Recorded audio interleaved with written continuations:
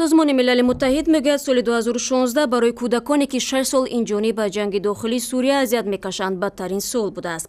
در یک گزارش که یونیسف بنیاد اطفال سازمان ملل متحد در عرفه ششمین سالگرد جنگ نشر کرد گفته می شود که کم از 652 کودک کشته شده، میلیون ها نفر دیگر همچون پناهجو اذیت میکشند. ما 4 ماه باز در کنار حلب به سر میبریم. نه آب است، نه برق است، نه کسی به ما کمک میکند. مردم شغلی ندارند. برای کودکان مکتبی نیست. پسری من روزی دراز در کوچه بازی میکند. کاری دیگر نیست.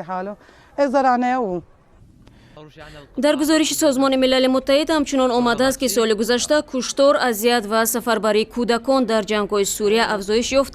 دست کم 255 کودک در مکتب و یا کنار آن کشته شدند. جنگ داخلی سوریه 13 مارس سال 2011 با اعتراضها بر ضد پرزیدنت بشار اسد شروع شده است.